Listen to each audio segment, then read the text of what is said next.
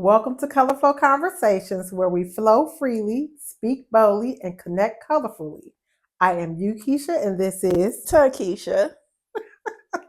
Listen, it's been a great day already. How you feeling, friend? I still can't stop laughing. I'm sorry. Listen, we had a couple of bloopers before this, but again, we always say we forever learning and we'll forever get it right. Maybe we'll do a little blooper thing and let them see how we jack up. Yes. Mm-hmm. You know, when you're doing something like this and God tell you to do something, you don't really have like a staff or somebody working cameras and stuff for you.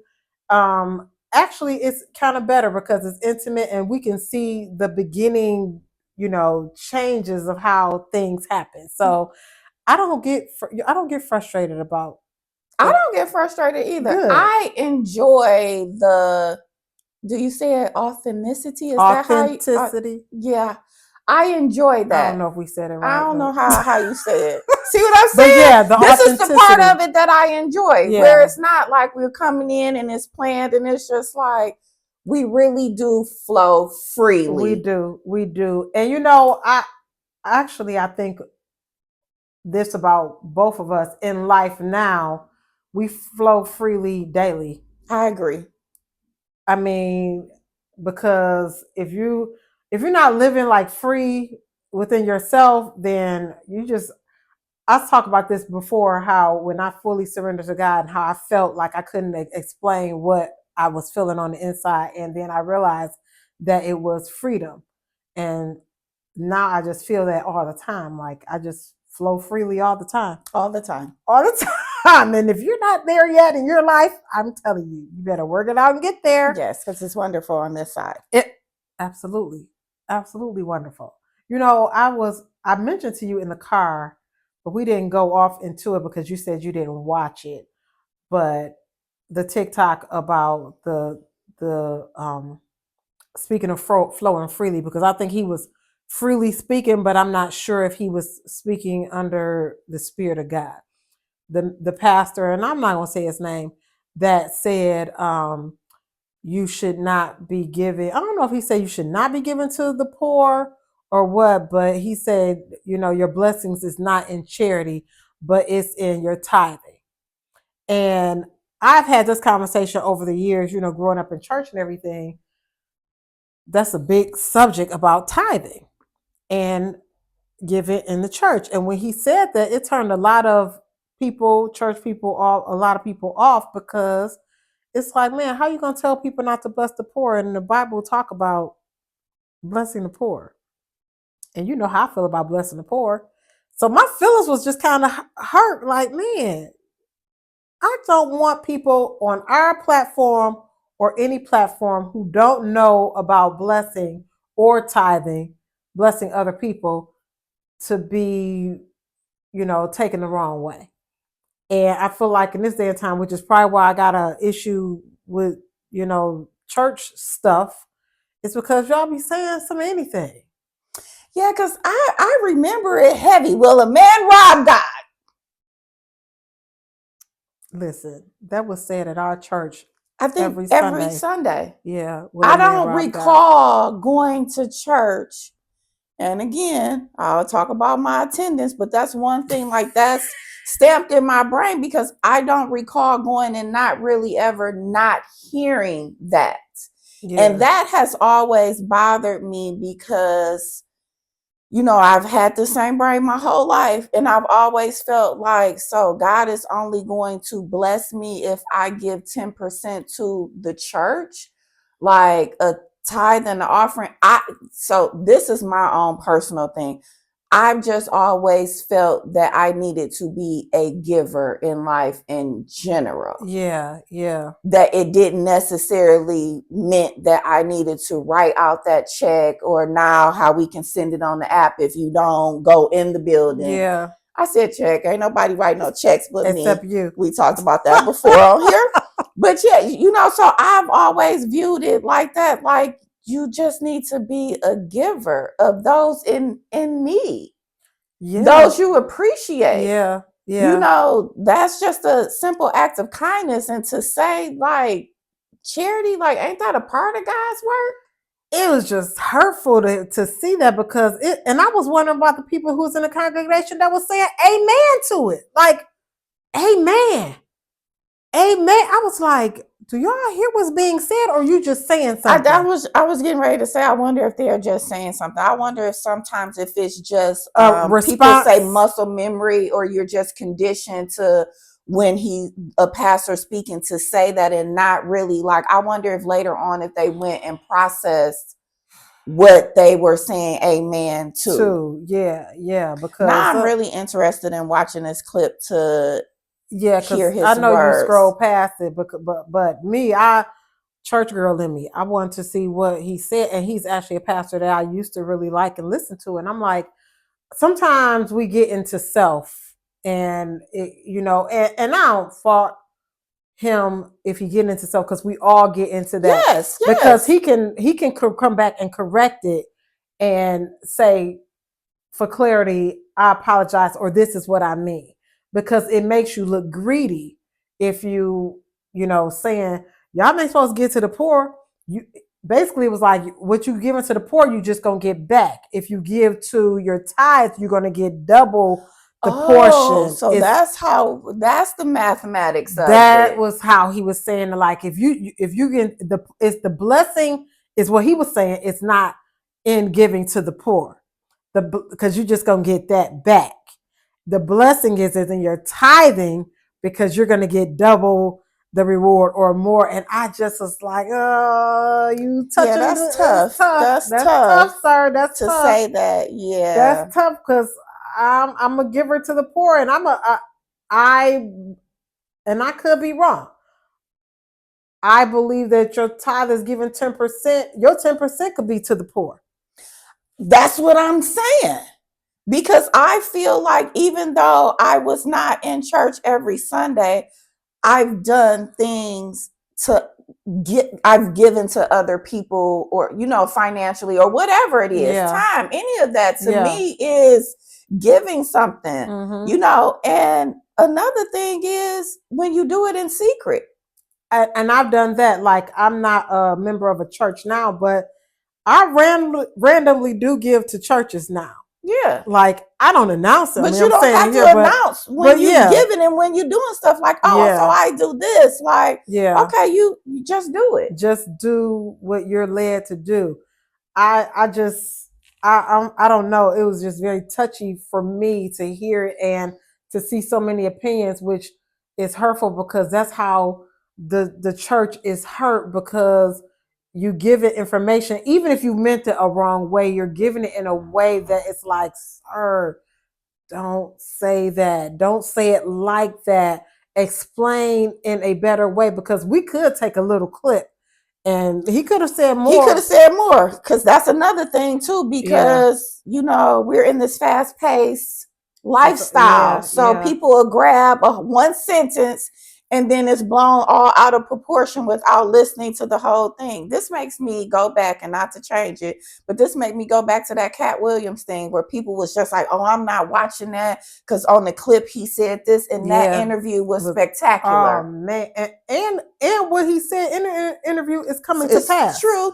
Mm-hmm. It's happening. Yeah, right now. It's happening in the world, and we're just sitting back watching it like, man, that man really was telling the truth. Yeah. Like, so sometimes the little clips, sometimes you need the whole thing in context. Just like when you read the Bible, you can't pull out the one little quote that you love. You need to read it in context. So maybe I need to go back and read that Will a Man Rob God to see more of an understanding on how I feel right now today versus how I did then. Yeah, Malachi. I still don't think that is what he said. Yeah, I still don't believe that. Do you know how? Okay, so we talk about being a giver, and I've always felt like you've always been a giver. You give to everybody time, love, gifts randomly. She gave me this bracelet last week. I ain't gonna go into all what they all mean, but she gave me this bracelet. But just randomly, if somebody, even we were out of town. Let me just say that it triggered from a butterfly. Because we already said everything with me is spiritual. Yes. But even when we was in Chicago, you bought something for a friend. sometimes people nosy, like, who you buying that for? I didn't ask you who you were buying it for because I knew you had a meaning behind why you bought it for that particular friend, whoever it was. But I was like, you always been a giver. Do you feel or believe that whoever you marry is going to have that giving spirit like you? Oh, you be hitting them with me. Like, you're hitting them with me hard these last couple of weeks. And I'm gonna say this while you're thinking about that, because when it came to church, I was trying to be a giver because I was raised on that, will a man rob God? And I was trying to be a tither or whatever. And when you with someone who's not really a giver like that, it can cause issues. And not even just a giver in church, just a giving heart, period.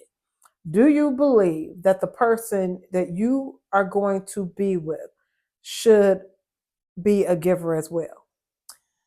My answer is going to probably shock you when I say this. Oh my God. I know what you're about to say. Go ahead. Tell what I'm gonna say. No. No. I knew you was gonna say no. And why? All right. I'm the giver. I need some balance. Okay. So that's how I look at that, where we need to complement each other. I'm not saying that I don't want him to not be a giver at all, because I'm 100%. Yeah, absolutely. I could possibly give you the shirt off my back. When people talk about those type of people, I am really, I know you are. I'm that person. Yes. But I don't want him to be that, because when we both giving the shirts off our back, we gonna be homeless. We ain't gonna have no clothes. So I need somebody that's going to keep me grounded in that aspect. Because sometimes too, I have to remind myself, and I'm just being honest, like, are you giving from your heart? Are you giving because you're used to give? Are you giving because you want to feel better about yourself from the ego? That makes a lot of sense, because I believe that I'm a giver, but back in my Malachi, previous days, I believe that it was for multiple different reasons. And because of those multiple different reasons, and not because neither one of the hearts were right, it wasn't a balance there. Mm-hmm. You understand? So whether I was doing it because it was the right thing to do, or he didn't want to do it, or I didn't want to do it, or he wanted to do it, wherever, in what areas, is because the heart wasn't right, that it wasn't balancing out. Yes. If that makes sense. That makes sense. And that's what I want. I want balance. I want him to accept me for who I am and to understand that I am a giver. But I also want him to bring that leadership role in, where it's like, okay, Tikisha, you need to put a halt on this. Yeah. You can't give everything or fix everything. Like, this is the moment where you need to step back. But what's very important to me when I say this is I need that person to respect me. Mm-hmm. And it's all going to be in how he talks to me, in the tone and how he approaches me. Mm-hmm. Because don't come at me like, oh, you stupid, or don't do that, we ain't gonna have this. It gotta be that nurturing part of him too. Mm-hmm. Because we talk about women being nurturers, but a man can nurture his woman. Oh, absolutely. And that's what I need. That's what I need, because I most definitely need some balance in there. Because now that I realize and I look back on some of the situations that I've been in and some of the decisions that I made with my giving, I really do try to analyze the place where I'm coming from with giving. Just not, oh, I got a giving heart. Like, is my heart really pure in this moment? Or am I looking for, oh, Tikisha gave me this, and me sitting back like, yeah, I sure did, so versus the just doing it in secret, where don't nobody know but you and the person that you gave it to. Yeah. So I try and really analyze things on where I'm coming from now. But no, sir, don't be no giver. You better be careful how you say that. Okay. Yes. Rewind and listen to what I was saying. Yeah. I don't think that you don't want Yeah. him to be a giver. I get what you're saying. Yeah, because I want him to be generous. You know, I want him to be generous, but I do want him to bring the balance in my life where it's not like I said, we ended up homeless or I'm because I put myself in bad financial situations to help somebody else out. Yeah. Yeah.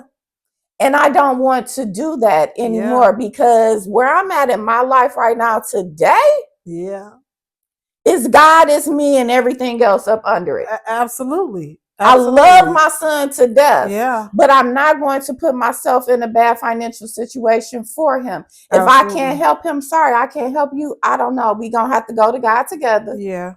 Yeah. You know what I'm saying? It's going to have to be some other resources that we're going to have to use. Yeah. But I cannot put myself in any more, even if it's not financial. I can't weigh myself down with your problems because I'm bringing in your stuff. Yeah. Yeah, that makes sense. I was just wondering that because that being a giver, being generous topic is that's a heavy topic. And we know I want him to have some money because I want him to take care of me financially and do all of this stuff. So he really got to. It's so that's so funny when we say that, but I think that he also have to understand where you come from when you say that. If this is first time watching, we talking about her husband. If this is first time watching, you gotta go back a couple episodes where we talk about you've worked your entire life from prior to the age of 16. And not that I got my first job when I was in 11th grade. I went to school a half a day so I could work co-op. I graduated a year earlier, so I don't even know, like, without doing the math in my head, how old I was. I might have even been 15 at that time. I don't know, but I've been working, you know what I'm saying, for so long. And it wasn't just like, no, and I'm not belittling, like, but my first job was at the credit union. Yeah. Oh, I remember that. So it's just like I've been in this financial type industry for my whole life. Yeah. One thing he got to notice, you'll manage y'all money good because you ain't gonna let y'all go. Yeah. You ain't gonna let y'all go broke. We gonna have shelter. We gonna have food. Go have shelter. Hey, that's what both of us. One thing we gonna make sure we have is shelter and food. Yes. You ain't gotta worry about that. You ain't gotta worry about that. Gotta worry about that. But yeah, I was just wondering, and I guess I am surprised because I probably would have had a different thought as far as you said that he doesn't have to be, but what you're saying makes a lot of sense. So it makes me believe how I was previously was not wrong, but a person don't have to be how you are. Yes. They don't have to be what you are. Yes. And that don't mean that they're wrong and you're right or vice versa. It just brings balance. So that makes a lot of sense to me. What's funny to me is most of my inner circle of friends, even the ones I don't talk to every day, are all givers. Keisha, you don't talk to nobody every day. I don't. Okay, so I don't. Like, the ones I talk to every day, like what? But go ahead. The only person I talk to every day is my sister. Yeah, so I get and my sister is a giver. But when I could name my 5 closest friends. You've met them; they're all givers. Like, yes, because I've gotten some stuff from your friends. Like, oh, that's cute. And they take like, oh, you bought this shirt off my back, and I'm like, you just met her. So, hey girl, hey, yeah. So but I'm surrounded by people that have a giving heart, and it's not I'm doing this to show off. It's just because you ain't talked to her since. It's not. It's just where your hearts are, and so I'm surrounded by. So I have to get out of believing and thinking that my spouse, companion, whoever, and if I have one, needs to be the same way. Yeah. Because he doesn't have to. No, he does not. And I think the main thing with differences is just respecting them. Yes. Because I feel like that's where most of the conflict comes in, where you're wanting somebody so much to see your point of view because they're not respecting your point of view. Yeah. Absolutely. So much comes with respect and delivery. Like, I don't think that when it comes to respect and delivery, that's something that I've dealt with a lot previously with delivery, because I stopped hearing a person when they're like yelling at me, Yeah, you or shutting talking to me down. disrespectful. Like I literally shut down. Like I I don't hear you. I don't even know what you're saying, because you're literally belittling me, disrespecting me, and they probably feel the same way if I'm doing it too. So I don't even respond to it at all. So the people who have, and that makes them feel disrespected because I stopped talking. Yeah. Yep. So, but I remember this one person that I dated. It's the laugh. Excuse me. Everything was going so great, and I think I said a joke or something in a car. We was on our way somewhere, and he was just like, I'm gonna need you to watch your tone with me. And I didn't yell, holler, nothing. It was just, I think the way I said it, and I was I didn't say anything. And so he had got me like self-conscious about my tone. Like, am I being then I had to realize, like, well, he was more of a dictator. So he wanted to be respected in a way that you almost couldn't even joke with him in a joking way. And I was like, yeah, I'm not going to deal with that. There's a difference between respect and tone, and you just don't have any balance when it comes to, you can't have fun or laugh or anything like that. It was terrible. I have a fine line with the jokes. Okay. Because I've been around people who were joking and they thought it was funny, but I didn't think it was funny, and I Okay. felt hurt. Okay. And it was just like, but I was just joking. And I think I even wrote about this. Like, I'd be having flashbacks to what I wrote about. But it's just like, if we're both not laughing and feel some type of way, I don't know if it's considered a joke. I feel like the joke needs to be a two-way street. And I also feel, and what you said is a perfect example of that. If his personality was like the dictatorship, then he's not going to be the fun person that you can joke with, period. Because I used to talk to somebody who would joke all the time, even would make jokes about me. And I would laugh, but then it got to a point to where it was the too far. Like, you took the yo mama too far. Now I want to fight you. Right. Yeah. You know what I'm saying? Yeah, so I feel like it's how we say it's levels on everything. I feel like it's that. But like you said, once you know the person and the type of person that you're dealing with and their personality, you will know if that joke, how it's going to be when you deliver it. You're gonna know how they're gonna take it. So like you said, you knew, like, after that, like, oh, okay, like that wasn't it. And as I recall, like, telling this person, like, oh, okay, like that hurt my feelings. Like, they didn't care. Really? Yeah, it was just like, well, it was a joke. Like, you didn't get it. But to me, it's just like, well, you're showing me that you don't respect me or care about me, because if my feelings, they're mine, I'm owning them. Telling you that what you said wasn't a joke to me and it hurt me. Like, respect that. Don't come and be like, like, oh, you can't take a joke, you whatever. Like, let's just respect that and move on. Man, there's so much that go into relationships with people, not just boyfriend, girlfriend, husband, wife, but just friendships. Just friendships. It's a lot. Every interaction with another human being, it takes a lot. And I really believe that the bottom line of it is just having patience to understand and respecting that other person's boundaries, because some people don't speak up for themselves. So if I'm in a place and I'm speaking up and saying, hey, I ain't find that funny, that hurt my feelings, respect my boundary and be like, you know what? I didn't mean it like that. It was a joke to me. I respect that. I didn't mean it like that. I'm sorry I hurt your feelings. Let's move on. Because can you care enough about a person to care about their feelings and to apologize? Because what do it hurt to say, I'm sorry, I didn't mean to hurt your feelings? Girl, people act like that is like a sword right through the heart. Yeah, because it go back to what we were saying. Apologizing means that you got to be a bigger person. A lot of people don't want to do that. Yeah, because to me, it's just like, it's not even a right or wrong. Like you said, it's the bigger person breakthrough. I'm not saying that I was right in that because, Mhm. okay, you was a joke. It was a joke. So let me accept it. But it still hurt my feelings. But can we just figure out what ain't no joke for me? Yeah, yeah. I don't. Yeah, I try to now. I'm not a. I don't feel like I'm a jokester. You not. I don't feel like I'm a We have jokester. moments where we laugh, but we just don't joke around and do things jokingly. Yeah, Like, I don't. I'm not a jokester like that. So when someone tells me the tone or something, I'm like, because I don't even. I'm very intentional, especially when I was in a relationship, because I was a people pleaser, about trying to please please. you.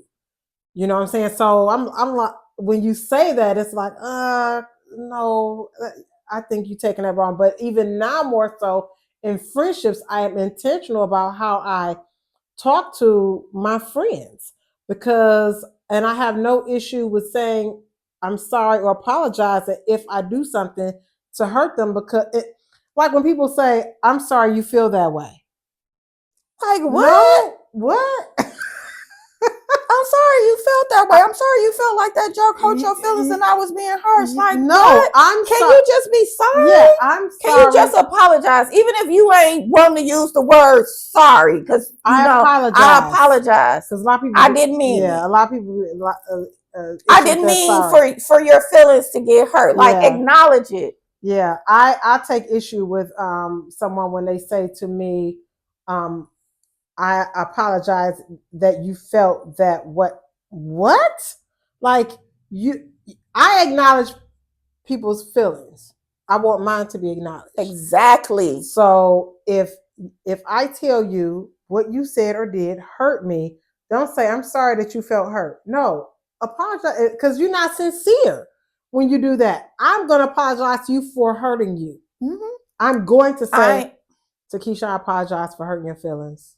Not, I apologize. Your feelings was hurt. Right. Your words. Your words are so important, and we have to speak up for ourselves when people do hurt our feelings, because I don't know about you. I have gone in this, I have gone with my feelings hurt back to back to back to back to back without saying anything. And then in the little moment, I explode because I've had 150 scenarios that have bothered me and I haven't said anything. Yeah. So it's so important to speak up for yourself in all situations. Oh, I was terrible about that. I would hold things in, hold it in, get anxiety about it, start shaking because it's something I want to say to somebody, but I was always afraid of the outcome. When you shouldn't be afraid of the outcome, you should be able to express yourself freely. Freely, you know, but because of certain situations, I would just hold it in. And now that I don't hold it in anymore, it's like I don't even have those feelings anymore because I don't even realize what I'm saying because I just say how I feel anyway to anybody. I agree. I do the same thing. The only thing that I want to add in when I do it is I may not do it in that moment. I may pause because in my pausing, it's me not only considering my own feelings, but I'm considering theirs and where they're coming from. So a lot of times I may take a moment to process things because I process things a little bit slower. And I'm okay with admitting that. Yeah, because I do know sometimes if I am in the moment, I may react in a way where it's just like, oh, I didn't need to do that. Yeah. So for me, it's important to move slower. And I really believe like that's where God has been putting me in these last, I think, couple of years, especially this last year, because we talked about how I could go from 0 to 100. So now I just stay at 0 and I process it and then I say something because I don't want to come off too harsh because I'm acting in my hurt. I said something to you that hurt your feelings. You said something back that hurt my feelings. But I don't realize what I said hurt yours. I'm just thinking about my feelings being hurt. So I have to pause because hurt people and we all hurt in different areas. Ain't none of us 100% healed. We hurting from something or somewhere. So when I pause, Girl. I analyze both sides of it and see, because I recently had a situation and you sent me a TikTok and it was just like, Oh, yeah. And do you know when I sent that, I didn't even think about that situation. It was just like, I need to send her this. And as soon as I heard it, it just was like, oh my God. It made me think, because I remember like my parents did it. Your mother for sure has done it. Like, oh, you getting fat. And it's the same. It's like, oh, where it's just like, I didn't retaliate because I respect my elders. But there's certain generations don't have that same amount of respect that's going to say something. Yeah. And we're in that generation. And by no means do I mean disrespect when I say this, but I've had people say this to me who aren't skinny. So I could retaliate, you know what I'm saying? But I'm not, because I'm respectful. But when I think about it, it's them like, I don't want you to be like me. But they don't know how to say that. How to say that. I'm diabetic. I don't want this for you, baby. Yes. So instead of me saying that, I'm just calling you fat. Dang, you fat. You need to go to the gym. Yes, because I don't know how to tell you that I care about your health. I care about you. I care about your health. I don't want you to experience the things that I've experienced. That makes sense, friend. So when I step back and I look at it and then I wait, because God sends me signs through other people, like you sending that. Because as soon as I ain't even listened to it all the way through. The first line. But she said that in the first line. I said, I'll be damned. That's exactly what I did. Yeah. And while the response was not warranted, when you acting out of whatever your emotions and what your anger are, you just might say whatever that comes out. Because you don't know what that person's already you don't know what that person is dealing with. And we're all fighting that demon in us. We fighting that demon that's coming out from others in us. We fighting all the time. So with me in the process of, my demons is on the leash. I walk with them every day. The only difference is I'm their master. I know how to control them. So with that, I know a part of that is me sitting back, because they ready to war and be like, well, you know what, you can get on. Yeah. You gonna talk to me like this, but it's just like, no, I'm gonna sit back, because we both hurt.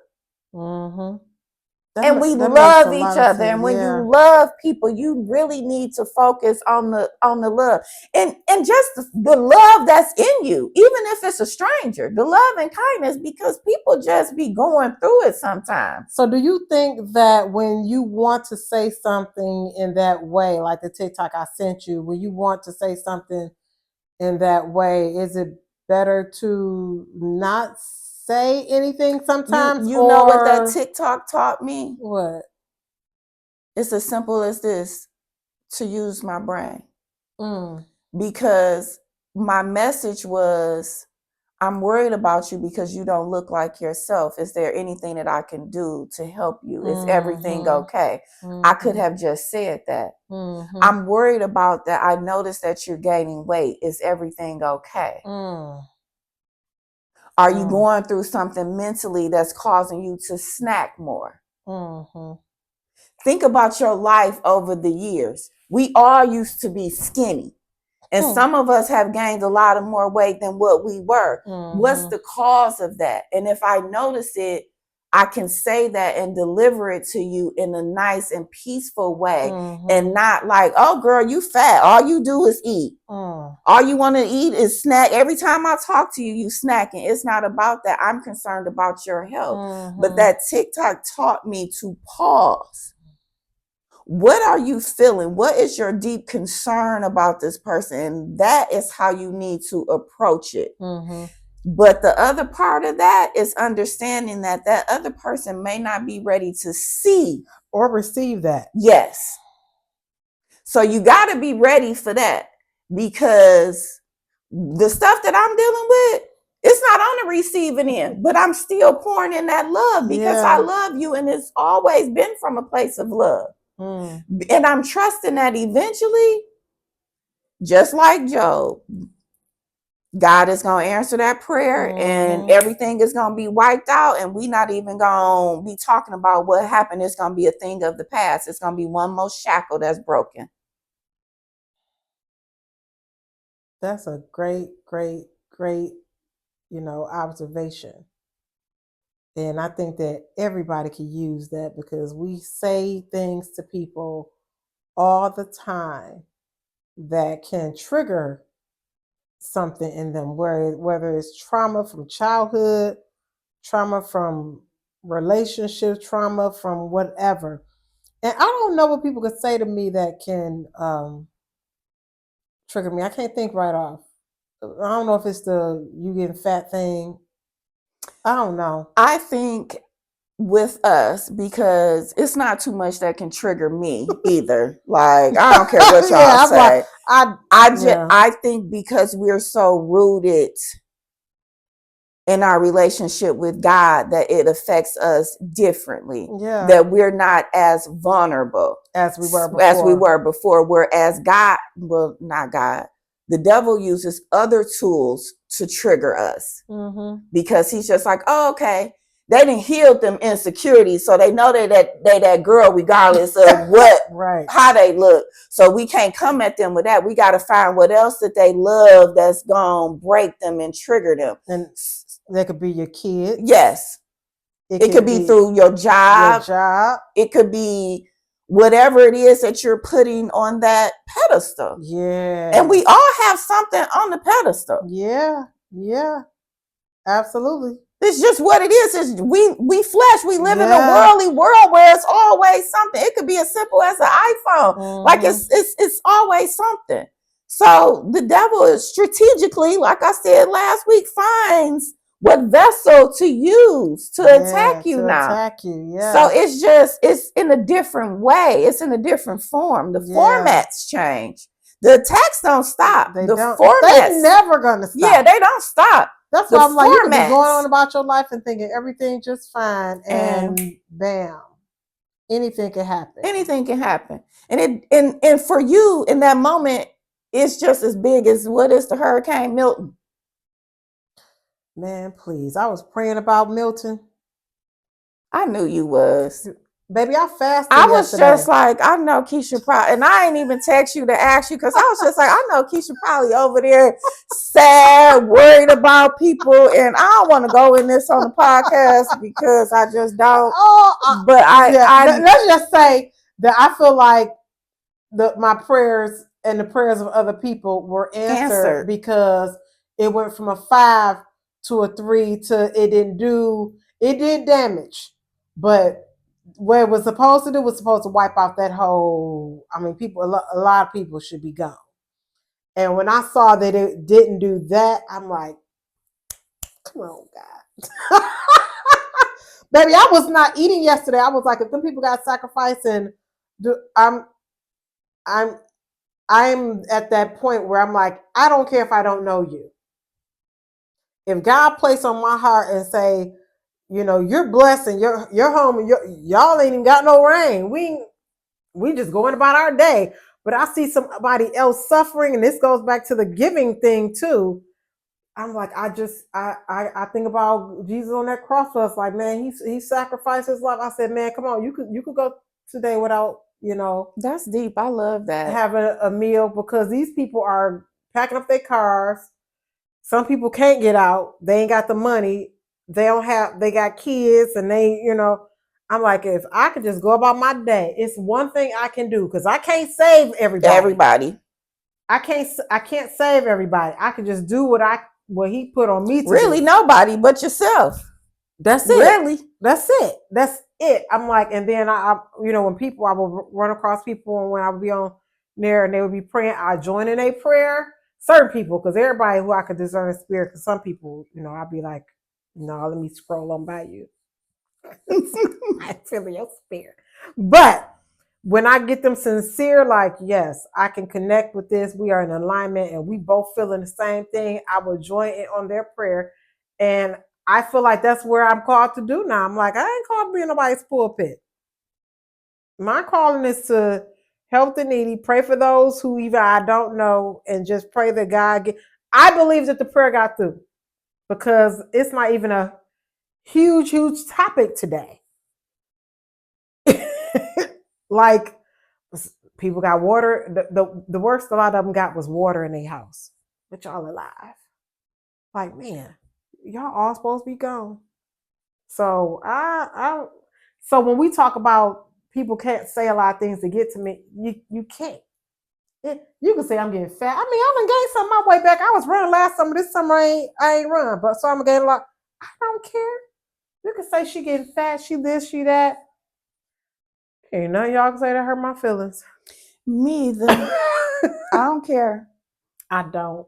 And it's not that we don't care, like in a cocky, arrogant way. It's just like I cannot let someone else's opinion of me control me. Yeah. I can only control myself, and every day I am diligently working to be better than what I was yesterday, to be better than what I was a few hours. Now, I can acknowledge that I've gained weight, but like we were talking about before, if I see where now I know that I can't just go to somebody like, girl, you need to get in the gym. Right.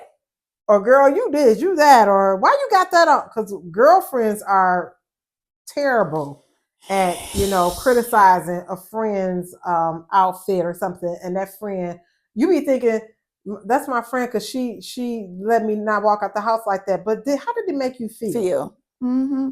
Especially when you feel good about yourself. Let me say this, and not even from the outfit, just the entire aspect of my being.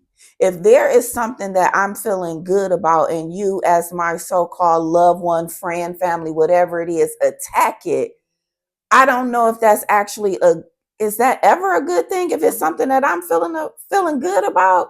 Because it gotta be a way where you can deliver it. Yes, it's the delivery. It's the delivery. I don't believe that your friend should just be like, girl, you need to take that off. You know what it made me think about? How you talked last week about me with the booty shorts and me calling because they was distressed beauty shorts. So that's why I thought they were cut up too. That's why I thought I was toning it down by putting on the biking shorts and still had my head wrapped. And what did I say? I just don't think that. Yeah. I was like, Fred, I don't know if you should wear the booty shorts with your head wrap. I don't. And you were like, I'm gonna put these biking shorts on under. I'm like, but I still don't. Yeah, because see, I didn't think about it until we talked about it. Because in the moment, I just was thinking about what to wear. What to wear. Because your focus is your head. Yeah, because I'm like, but were looking at it as typically when a woman covers her head, she's covering her whole body. Yeah. Yeah. And I ain't really doing that for real. Like I don't really wear the lace and put my boobs out as much as I did before, but that don't mean that I'm not. She probably will again. Yeah, because I might tomorrow if I go to this concert. But you were answering, God said to cover your head. Yes. But and you do dress more modest. I do. But you dress way more modest. But we was because this is a crop top and I put the tank top on. You got the tank top on. But we were out of town. It was warm that day. And you was like, I'm just gonna wear these shorts. And I was like, but I was thinking more of, my friend is more modest. Now. You was thinking from the whole aspect of the modesty. And I was thinking like, girl, these shorts is cute. I can't wear them at home. I don't know if it's about to be another summer day because and it's hot right now and I bought them, so I'm wearing them. You know what I'm saying? And I don't say at home like I wouldn't wear them here. It was more of a weather type of thing. And we had beautiful weather, which was unexpected for that time of the month. Yeah. But now looking back, I can see that you were coming from the aspect of my whole entire look. But I let it go. Yeah. So that's and I still wore it. So that shows like an effective communication on that, which was still some misunderstanding because I didn't even get it then because I just knew that I wanted to wear them shorts. So it didn't matter what she was saying. But I try to be, and now that And you never was degrading. You wasn't like, girl, you got your hair wrapped and now you about to put these booty shorts on. We about to be out here. People about to be looking at us wondering you never came from that place. It was a song that we used to sing in my church when my father was pastoring, and people who watch this know the song. It was called Search Me, Lord. Search me, Lord. Please search me, Lord. So now when I think about that song, when we used to sing it, I just used to sing it. I didn't think about it. But now I be thinking, when I think about that song, it'd be like, search me, like search my heart. Let me, make the right decisions. And when I think about approaching people and what I say to them now, whether it be you or my sister, because I'm the makeup artist. My sister, we put on her makeup and I'll be like, I just don't know if I want you to wear that, Yeah, you said that to her. Mm-hmm. Yeah, witness. But I don't say things trying to be like offensive. I'll say it to a friend, like, I try and search how I approach people in a way, and then I'll be hoping and praying that because I know sometimes I probably don't be writing what I wear or something. I want them to come to me the same way. I want them to search, how am I supposed to say this? How am I supposed to approach this? Or even, am I supposed to, or just let it go? Yes, because everything that we comment on, we don't need to comment on. Everything is not for us to, everything that goes on in our head, we do not need to say it aloud to someone else. You don't have to say it out loud. Sometimes just enjoy the moment of being with your friends or loved ones. Yes, ask for discernment. Because maybe family gatherings used to be like, you getting fat, don't you eat too much. You get another plate. Baby, when I say I don't miss it, I love my family. Don't get me wrong. But the trauma that everybody has had growing up, criticizing in joking ways, is just hasn't been healthy for us. We talked about it on our trip. It just hasn't been healthy. And I don't know if that trauma will ever completely heal. I'm not bothered by it no more. I don't know if my sister is still bothered by it, but I don't let it happen with my children. You're not going to tell my daughter you getting fat. I will. You up.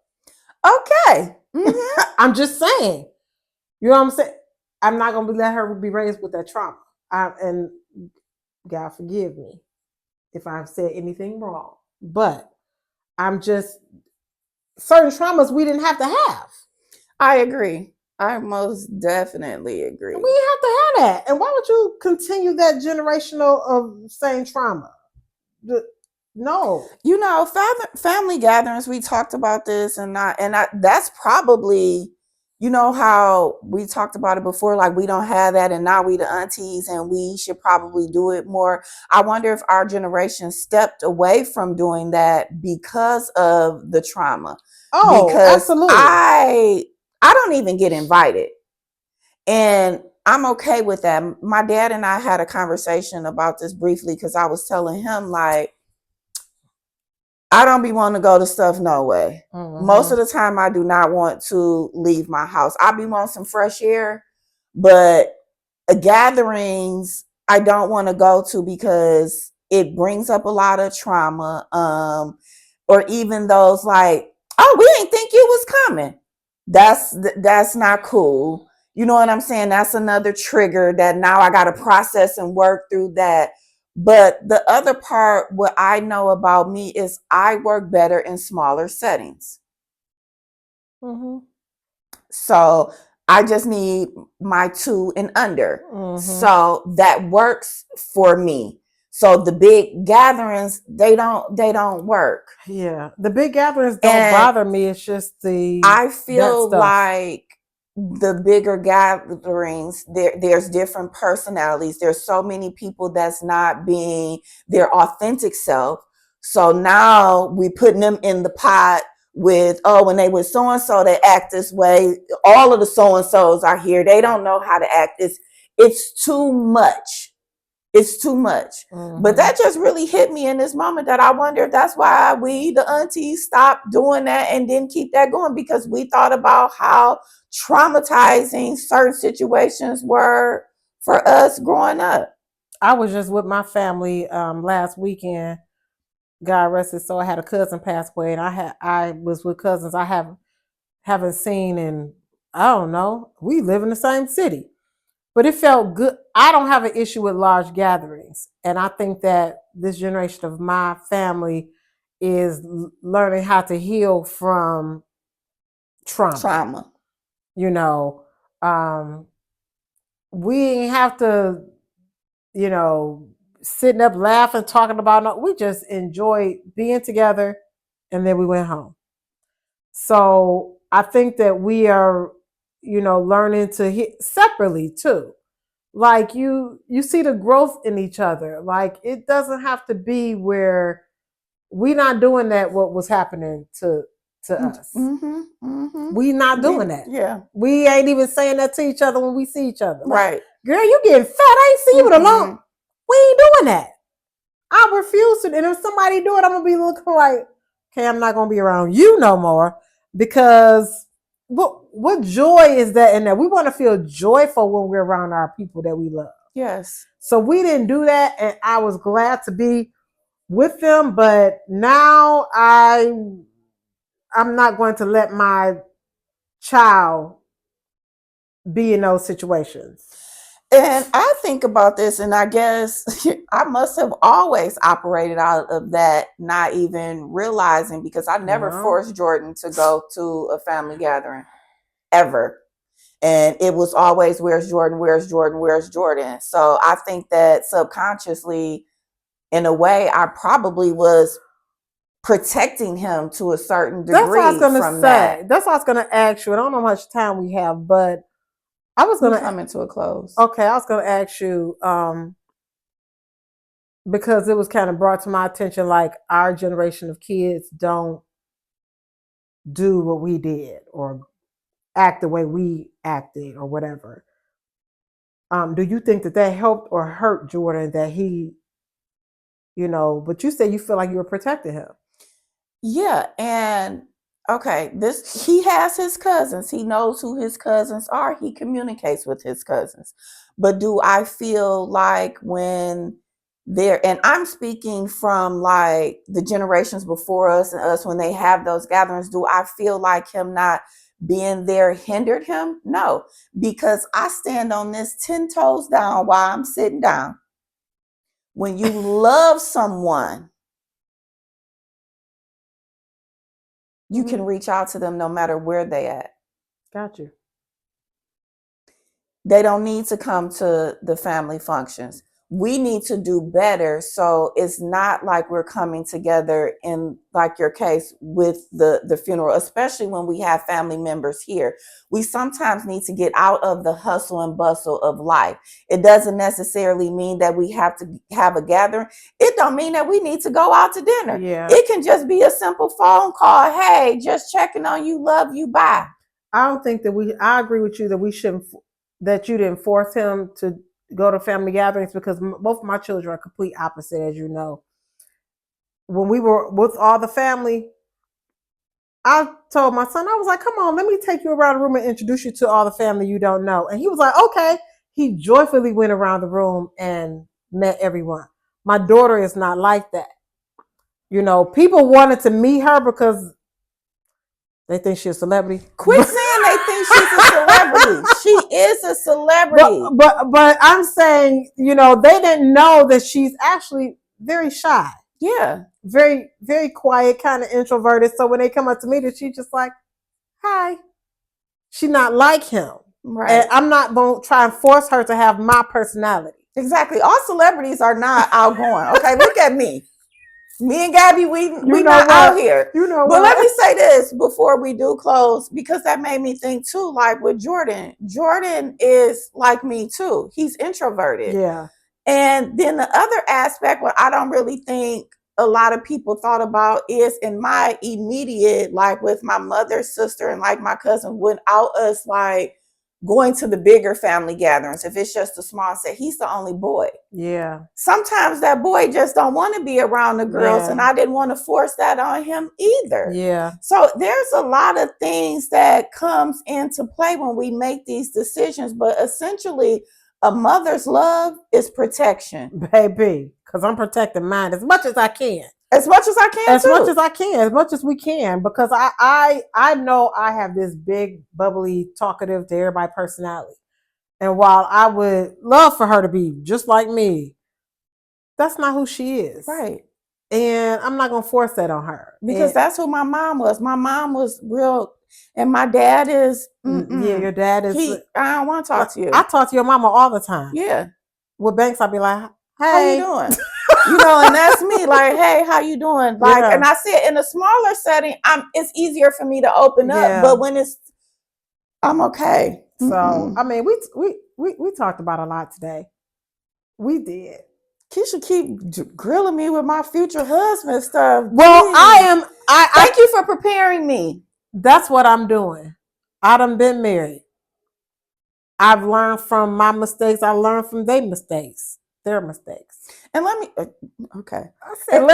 this too, because it actually prepares me just in my life now. So I'm hoping how you are having these conversations with me, asking me these questions, and just us discussing certain things back and forth, that it helps somebody else too. Because again, I really never had thought about that you getting fat comment until today. And that was really eye-opening for me, and how important it is for us to realize the source of our eating. Because a lot of times it comes from hurt and pain. I'm addicted to chocolate. You are. And when I tell you Spirit, I don't think I've ever, I know I haven't said this out loud, but Spirit has been heavy on me. Like, you need to stay away from that sugar. Really? For months. Months. And I'd be like, deaf, dumb, and stupid, where that chocolate at? And so that's why I was saying, like, and I had said that I was going to switch up in October. That was partly why, because I was just like, I don't want to end up in the hospital because I'm ignoring something that has been placed on my heart heavily. I put this on. I'm okay. Like, I don't have no issues with being vain, but that chocolate is hard for me to give up when it's just like, my dad would tell me, you need to get your sugar from natural sources. Eat some fruit. But me, it don't hit the same, and I want to go for ice cream. So let's wrap it up. It does not hit the same. It does not hit the same. But now that But if I want to be here and I want to be healthy, I know that you probably not gonna buy me no more candy and that Hershey's I got. I'm not. And listen, and I got you candy today, and I'm like, let me go take that out that bag. That's one thing about me. When Spirit be telling me some stuff, I don't be letting everybody know, because I know the other people in my life gonna listen. Don't listen. When you say that, I'm like, I want our entire circle, and this is starting another conversation that I'm not going to finish. We'll talk about it another day, but I want us all to be healthy. I know you do. I want us all to be healthy. Because you even said that to me the other day, like, you supposed to be doing better and cooking. Yeah, because I said we said we was going to start cooking. I started, and you didn't. Yeah, and I'm hungry. So I want our circle to be healthy. We'll talk about that another day. I hope you all enjoyed this conversation. We flowed freely. Yeah, we spoke boldly, very boldly. Very. And we connected colorfully. Listen, we want y'all to like, subscribe, share with a friend. Put it in the comments what you thought about today's conversation. Put it in the comments. We enjoy y'all texting us all the time. But we want y'all to put it in the comments and let other people know what you think about what we said today. Today we talked about that her husband being a giver, talked about childhood traumas that we all have had. I don't think there's anybody in the world who could say they ain't had no trauma. And if you did, you got a perfect life.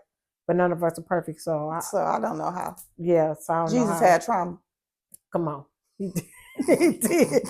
He was like, yeah, he was on that cross, baby. Yes. So he had trauma. So we want y'all to like, subscribe, and you have anything else, friend? I don't, but thank you for asking. See y'all next week.